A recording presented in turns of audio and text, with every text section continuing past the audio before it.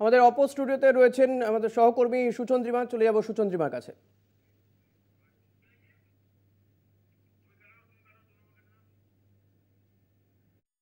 যে সবথেকে বড় খবরের দিকে আমরা নজর রেখেছি, দেশ জুড়ে লাগু সিএ।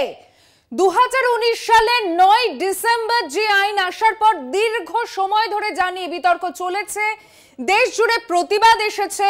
এই রাজ্যে মুখ্যমন্ত্রী মমতা বন্দ্যোপাধ্যায় বারংবার বলে এসেছেন সিএ এ রাজ্যে লাগু হতে তিনি দেবেন না। লোকসভা নির্বাচনের আগে কেন্দ্রীয় সরকার তা লাগু করলো দেশ জুড়ে। এই মুহূর্তে সবথেকে যে বড় খবর, কলকাতা টিভি বেশ কয়েক ঘন্টা আগে থেকে আপনাদেরকে জানাচ্ছিল সূত্র মারফত যে খবর, যে আজই জারি হতে পারে সিএ এর বিজ্ঞপ্তি, এবং সেই খবরই অবশেষে কিন্তু সত্য প্রমাণিত হলো।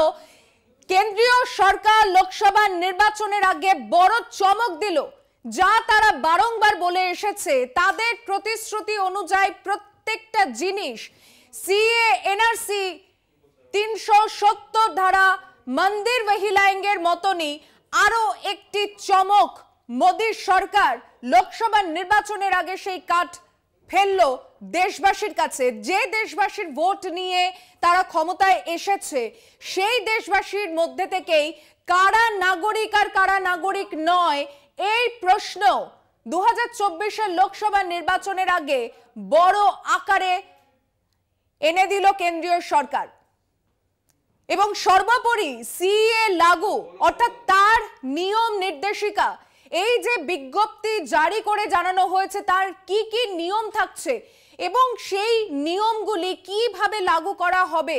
সাধারণ মানুষের মধ্যে অনেকগুলো প্রশ্ন চিহ্ন সিএ নিয়ে কিন্তু এর আগে থেকেই উঠে এসেছে, যে কারা এই দেশের নাগরিক। দেশের সরকার যখন সেই প্রশ্ন তুলছে, সেই নাগরিকের ভোটে যে সরকার মসনদে বসেছে তাদের মধ্যে এই বাছাই পর্বটা কি করে হবে। 2014 সালের 31শে ডিসেম্বরের আগে যারা ভারতে এসেছেন তাদেরকে প্রমাণ করতে হবে যে অন্য দেশ থেকে তারা ভারতে আসার সেই যে কারণ, ধর্মীয় নিপীড়ন, তাদেরকে প্রমাণের দায় নিতে হবে। এবং সেই ধর্মীয় নিপীড়নের প্রমাণ যদি তারা না দিতে পারেন তাহলেই কিন্তু বড় প্রশ্ন চিহ্ন। এবং সেই প্রশ্ন চিহ্নগুলোর মধ্যে কি কি রুলস জারি রয়েছে, এটাই কিন্তু এখনো ধোঁয়াশার মধ্যে রয়েছে। যে ধোঁয়াশা পরিষ্কার নয় আজও, যে ধোঁয়াশা দীর্ঘ 4 বছর 3 মাস ধরে জিয়ে রেখেছিল কেন্দ্রীয় সরকার, যা আজকে নির্বাচনের আগে, ভোটের নির্দেশিকা জারির আগে বড় ঘোষণা কেন্দ্রীয় সরকারের তরফে। সিএএ এই বিজ্ঞপ্তি জারি হচ্ছে এবং গোটা দেশ জুড়ে এই নিয়ম লাগু হলে সেখানে কি কি তথ্য সামনে আসবে। এ রাজ্যের মুখ্যমন্ত্রী মমতা বন্দ্যোপাধ্যায় সাংবাদিক বৈঠক করে বেশ কিছু প্রশ্ন তুলেছেন। যে নাগরিক দেশের সরকারকে ভোট দিতে পারছে, তারা এতদিন ধরে এই দেশে বসবাস করেছে, তারা এই দেশের একজন সাধারণ নাগরিকের মতো মৌলিক অধিকার প্রয়োগ করে এসেছে, তাদের দিকে দেশের সরকার প্রশ্ন তুলছে যে আপনি নাগরিক কিনা সেটা প্রমাণ করার দায় এবার আপনার। এই সিএ নিয়ে 2019 সালে যখন আইন জারির পর গোটা দেশে যে প্রতিবাদের ছবি তা কিন্তু আমরা জানি। এবং বিভিন্ন জায়গায় মানুষ, শুধুমাত্র হিন্দু শ্রেণীর নয়, মুসলিম সম্প্রদায়ের মানুষ হাতে সংবিধান নিয়ে দেশ জুড়ে যে প্রতিবাদ দেখিয়েছিল তা কিন্তু বহু মানুষের চোখ খুলে দিয়েছিল। যে বিভাজনের রাজনীতি যারা করতে চায়, দেশের মানুষ কিন্তু তাদের জবাব দিয়েছিল তারা শান্তিপূর্ণভাবে কি করে প্রতিবাদ করতে পারে। সেই সিএ অবশেষে লাগু করতে চলেছে মোদী সরকার। সিএ কার্যকরের সেই বিজ্ঞপ্তি জারি হলো আজ, যাকে ইতিমধ্যেই নক্কারজনক বলে আখ্যা দিচ্ছে জাতীয় কংগ্রেস। 4 বছর 3 মাস সময় লেগে গেল সিটিজেনশিপ অ্যামেন্ডমেন্ট অ্যাক্ট পাস করিয়ে তা লাগু করতে। প্রশ্ন তুলছে কংগ্রেস। দেশ জুড়ে সিএ লাগুর ঘোষণা আসতেই বিভিন্ন জায়গায় কিন্তু আবারও সেই একই প্রশ্নগুলোই উঠে আসছে। কারা দেশের নাগরিক? নতুন রুলের যে নাম নাগরিকত্ব সংশোধিত রুল, নাগরিকত্ব সংশোধিত রুল 2024 অবশেষে সিএ দেশ জুড়ে লাগু করছে কেন্দ্রীয় সরকার। সিএ কার্যকরের বিজ্ঞপ্তি জারি করে লোকসভা নির্বাচনের আগে বড় ধামাকা মোদী সরকারের। গোটা দেশের মানুষের কাছে সিএ যে বড় ধোঁয়াশা সৃষ্টি করেছিল 2019 সালের 9 ডিসেম্বর, এই তৃণমূল মুখপাত্র শান্তনু সেন আমাদের সঙ্গে রয়েছেন টেলিফোন লাইনে। শান্তনু বাবু, সিএ বিজ্ঞপ্তি জারি নিয়ে কি প্রতিক্রিয়া আপনার? স্ট্যান্ড তো অত্যন্ত পরিষ্কার। আমরা সিএ এর বিরোধিতা করেছি, এখনো করছি, আগামী দিনেও করব। এবং ভারতীয় জনতা পার্টি সিএ নিয়ে কিভাবে জুমলা করে গেছে বিগত 5 বছর ধরে, সেটা দেশের মানুষ দেখেছে। আজকে গায়ের জোরে বিল পাস করিয়ে রাষ্ট্রপতির অনুমোদন পাওয়ার পরেও আজকে 5 বছরে তারা রুল ফ্রেম করতে পারেনি, এটা তাদের 6 মাসের মধ্যে করার কথা। তারপর অমিত শাহ দিল্লিতে একরকম, আসামে একরকম, বাংলায় একরকম, গুজরাটে একরকম কথা বলেছে। আমাদের স্ট্যান্ড অত্যন্ত পরিষ্কার, যারা এই দেশে থাকে তারা সবাই এই দেশের নাগরিক, নতুন করে তাদের নাগরিকত্ব প্রমাণের দরকার নেই। আমরা এর বিরোধিতা করেছি, এখনো করছি, আগামী দিনেও করব। তৃণমূল কংগ্রেসের পদক্ষেপ কি হবে এর পরবর্তী? আমাদের মুখ্যমন্ত্রী মমতা বন্দ্যোপাধ্যায় নিজে বলেছেন তিনি বিষয়টা পুরো দেখবেন, দেখে তিনি আমাদের পরবর্তী সিদ্ধান্ত যা ঘোষণা করবেন সেই মতো আমরা করব।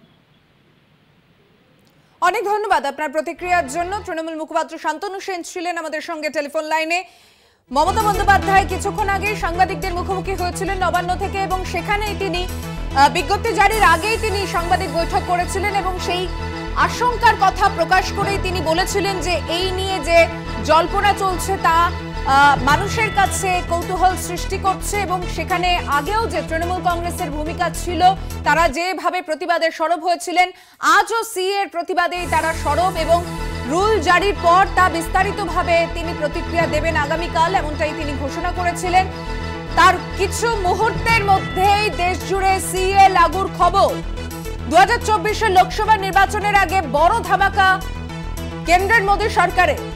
সিএ লাগু, বারংবার যে আশঙ্কার কথা বলা হচ্ছিল যে এই লোকসভা নির্বাচনের আগে বড় তাস কি ফেলতে পারে মোদী সরকার, কথা মতো সেই কাজ।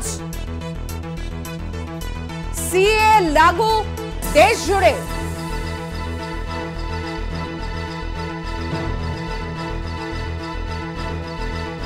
বিভিন্ন জায়গায় ইতিমধ্যে মানুষের মধ্যে প্রতিক্রিয়া আসা শুরু হয়েছে। মানুষজন প্রতিবাদ মুখর হয়ে তারা কথা বলতে আসছেন। তাদের মধ্যে যে আশঙ্কা এতদিন ছিল তা প্রতিফলিত হচ্ছে ক্ষোভের মাধ্যমে। কল্যাণী থেকে সেই কথা তুলে ধরছেন। সরাসরি চলে যাচ্ছে আমাদের প্রতিনিধি সুবল মজুমদার রয়েছেন আমাদের সঙ্গে। সুবল, ইতিমধ্যেই সিএ রুল জারির যে খবর সামনে এসেছে, বিজ্ঞপ্তি জারির আশঙ্কা করা হচ্ছিল, সেই বিজ্ঞপ্তি লোকসভা নির্বাচনের আগেই জারি করে দেওয়া। তোমার সঙ্গে সাধারণ বাসিন্দারা রয়েছেন, তাদের মধ্যে কি প্রশ্ন জাগছে এখন? দেখো, আমি প্রথমেই বলি, আমি যেখানটা আছি এটা হচ্ছে কল্যাণী রথতলা শহীদ পল্লী। এখানে কিন্তু বেশিরভাগ মানুষ কিন্তু বাংলাদেশ থেকেই আগত, এবং তারা অনেকেই হয়তো 2014 আগে এসছে বা তারও অনেক আগে এসছে, এবং তাদের সঙ্গে কথা বলে সেটা আমরা জানবো যে তারা কি বলতে চাইছেন। কারণ 2019 সালের 12ই ডিসেম্বর এই বিল পাস হয়, রাষ্ট্রপতির সংসদ হয়, কিন্তু এতদিন ধরে 2019-এর পর আজ 2024, এতদিন পর কেন তাহলে এই সিএ চালু হলো, এবং তারা কি বলতে চাইছেন এখানকার মানুষ যারা ছিন্নমূল হয়ে এসেছে এখান থেকে, তারা কি বলছেন একটু শুনে নেবো। হ্যাঁ, তোমরা তো এই অঞ্চলের বাসিন্দা, তো এই যে সিএ লাগু হলো এর ফলে তোমরা এটাকে কিভাবে দেখছো? প্রথমেই বলি, সম্পূর্ণ এটা একটা নির্বাচনী কৌশল, ভারতীয় জনতা পার্টির নির্বাচনী চমক। আপনারাই বলেছেন 2019 সালের 12ই ডিসেম্বর সম্ভবত এই বিল পাস হয় পার্লামেন্টে, আজকে প্রায় 5 বছরের কাছাকাছি। এতদিন ধরে তাদের মনে পড়েনি এই বিল লাগু করবার জন্য। আমরা প্রথম থেকেই আমাদের দলের এবং আমাদের মাননীয় মুখ্যমন্ত্রী মমতা বন্দ্যোপাধ্যায় তিনি রাজ্যের মুখ্যমন্ত্রী হিসেবে বলেছিলেন যে আমরা এনআরসির বিরুদ্ধে, এনআরসি আমরা কোনোভাবেই বাংলায় মানব না। তবে আমি একটা কথা বলতে পারি যে পশ্চিমবঙ্গে আপামর মানুষ এই সিএর বিরুদ্ধে তারা গর্জে উঠবেন। ইতিমধ্যেই আমরা দেখেছি আজকে ঘোষণার পর থেকে সারা রাজ্য জুড়ে প্রতিবাদ শুরু হয়েছে সাধারণ মানুষের। আচ্ছা, আমরা সাধারণ মানুষ হিসেবে কথা বলবো। আচ্ছা, এই যে সিএটা লাগু হলো, এতে কি মনে করছেন আপনি? মানে কি আপনাদের কি মনে হচ্ছে যে আপনারা কি নাগরিক ছিলেন কি ছিলেন না আগে, সেগুলো একটু বলুন। দেখুন, আমি ঠিক বুঝতে পারছি না যে সিএ এনআরসি এ সমস্ত যৌক্তিকতা কি আছে। কারণ আমি এখানে আজকের থেকে ভোটটা দিচ্ছি না, আমি 82 সাল থেকে আমি এখানে ভোট দিচ্ছি। তাহলে যদি আজকে 2024 আজকে এসে যদি তার প্রশ্ন ওঠে যে আমি এখানকার নাগরিক কিনা, তাহলে কেন্দ্রে যে বর্ডার সিকিউরিটি এটা কারা চালায়? কেন্দ্রীয় সরকারের দ্বারা নিয়ন্ত্রিত বিএসএফ। তাহলে আমি যদি অনুপ্রবেশ হই, তাহলে তার যে অমিত শাহ এবং নরেন্দ্র মোদীর যে বিএসএফ সিকিউরিটির দায়িত্ব যাদের সরকারের, তাহলে তারা কি করেছে? আজকে আমাকে যদি অনুপ্রবেশ বলা হয়, ডকুমেন্টস কি থাকবে? আজকে আমাদের এখানে আমরা এই যে বসবাস করছি, এখানে বন্যা কবলিত অঞ্চল। 2000 সালে আপনারা নিশ্চয়ই সকলেই দেখেছেন, বা বাংলার মানুষ দেখেছে, সারা ভারতবর্ষ দেখেছে, এমনকি বিদেশিরাও দেখেছে যে এখানে যে হারে বন্যা হয়েছে, আমার ঘরের মানে দরজার উপরে জল উঠে গেছে। আমি একটা কল্যাণী গভর্নমেন্ট অফ ওয়েস্ট বেঙ্গল ফিশারিজে আমি কাজ করতাম, তার ডকুমেন্টস আমি হাইকোর্টেও জিতেছিলাম, সে ডকুমেন্টস পর্যন্ত আমার হারিয়ে গেল। মানে কি, সমস্ত নথিপত্র সব হারিয়ে গেল। দেখো সুচন্দ্রিমা, একটা জিনিস বলছি যে অনেকেই বলছে যদি কোনো ডকুমেন্টস চায় তারা কি করে এই ডকুমেন্টস দেখাবে, কারণ অনেকেরই সেই ডকুমেন্টস অনেক আগে এসে কিছু নেই। সেক্ষেত্রে কি হবে? তারা কিন্তু একটা প্রশ্নই করছে যে আমরা এখানে ভোট দিয়েছি, আমরা এখানে নাগরিক, তাহলে আবার নতুন করে কেন নাগরিকত্ব? এই প্রশ্ন কিন্তু এই সব অঞ্চলের মানুষরা তুলে ধরছে।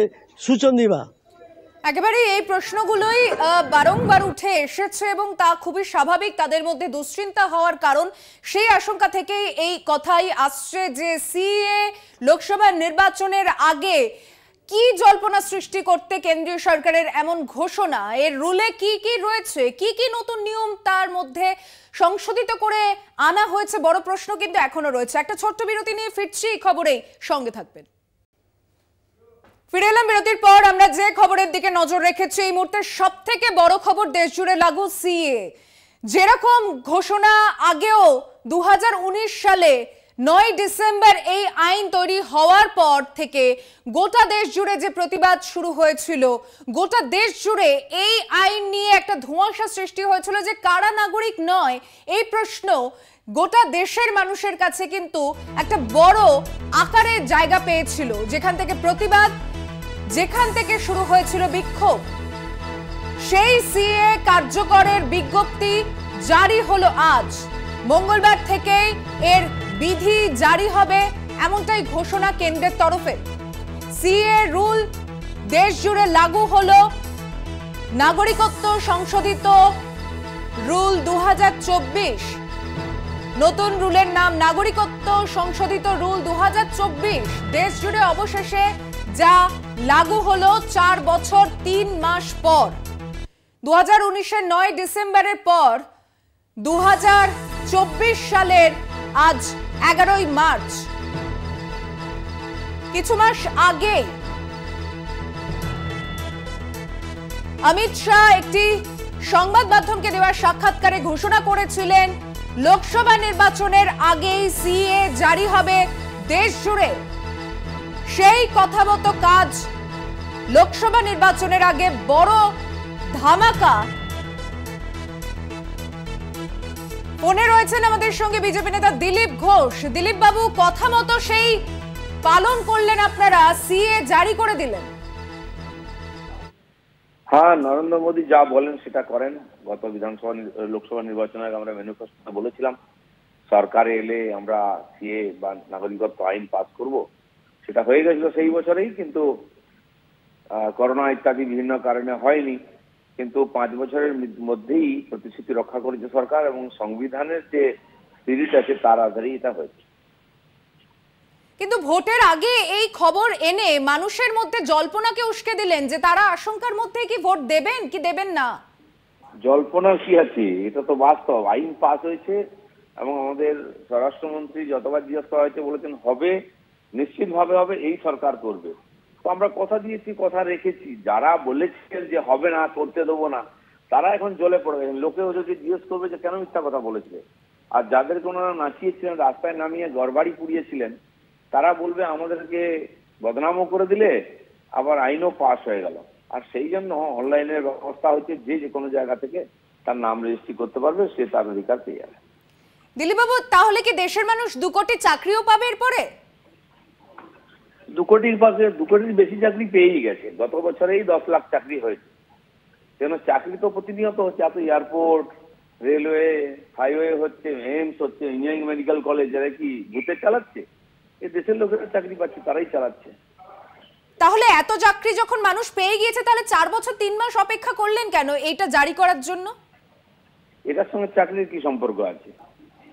সব জিনিসের একটা সময় আছে। 5 বছর তো পার হয়নি, এখন এই সরকার আছে। সরকার কথা দিয়েছে, এর চেয়ে অনেক কঠিন কাজ সরকার করে দিয়েছে। কাশী বিশ্বনাথ দিয়েছে, রাম মন্দির দিয়েছে, যারা 370 হাঁটিয়েছে, 3 তালাক বাদ দিয়েছে। এটা তো বাকিরা কেউ কল্পনাও করতে পারে এটা করে, যেমন যাওয়ার আগে এটাও করে গেল। দিলীপবাবু, এই রাজ্যে তৃণমূল কংগ্রেস সরকার বলছে যে আপনারা বিশেষ একটা সম্প্রদায়ের ভোট পাওয়ার জন্য এমনটা করছেন। আপনাদের যদি রাম মন্দির সাকসেসফুল হয়েই থাকে, তাহলে 400 পেতে আপনাদেরকে সিএ আনতে হলো কেন? 400 তো এখন বললাম, সিএ তো আগের থেকে করেছি।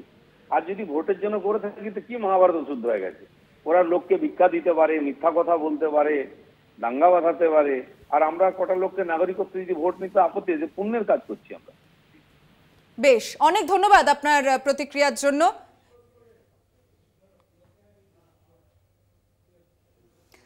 আপাতত এখানেই শেষ করছি। অন্যান্য নানান খবরের জন্য দেখতে থাকুন কলকাতা টিভি, রাত দিন 7 দিন।